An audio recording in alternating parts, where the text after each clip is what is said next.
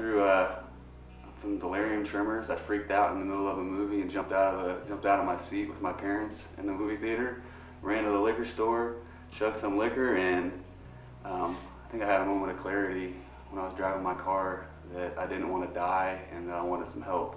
So I ended up driving to Fairbanks Hospital in December of '05, and crying. I was a wreck, thought I was going to die, and they admitted me there at the hospital, and went in there, and about 2 or 3 days into that process, I met a man. His name was Charlo. He's a pastor actually, but he was a counselor there, and he came in there in the classroom, and I saw God in him that day.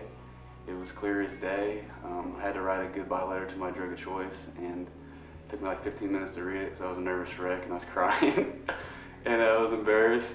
And he took me in his office and he looked me in the eye and he told me I was going to be okay. And I knew that was God looking at me and told me that I was going to be okay. And I think it was at that moment that I was ready for change. I gotta say, it was probably a male ego thing for me. It was a protectionist issue.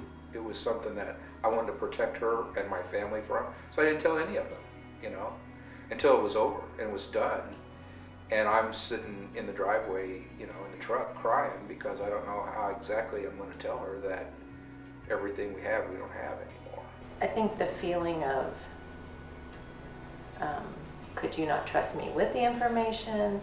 I understand the protection and of me and the family and not wanting to tell me, but on the other hand, it's like, we're in this together. Why can't you trust me with this information?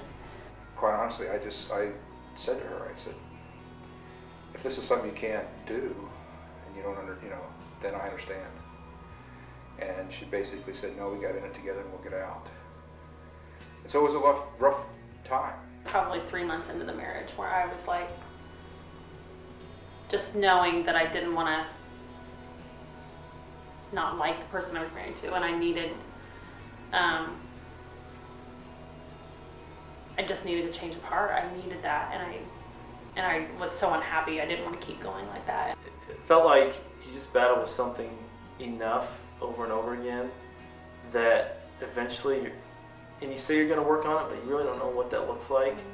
And you pray about it, but it's not like just this magical change overnight where you wake up the next day and all of a sudden you know exactly how to fix your marriage. It's just process. A lot of hard conversations, a lot of tears, a lot of, just praying with each other. I mean, reading our word together at times and just thinking, okay, like, we can do this. Like, I remember just saying, we can do this, it's going to be okay. And one day I heard on the radio this broadcast, and it was a woman who'd had an abortion and was talking about, her healing and what they'd done for her. And so I was like, I want to volunteer there.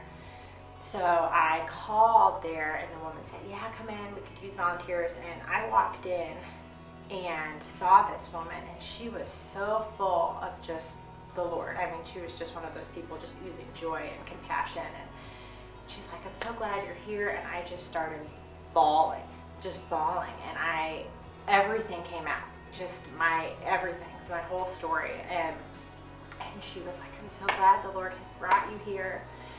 And she told me about this study that they have there. It's called Grace, and I got involved with that, and that's really where the Lord spoke to me, just going through the Bible and just understanding what God's truth is and the importance of not living in secrecy, that He doesn't want us to, because I feel like having that secret, I had a lot of shame, and just not,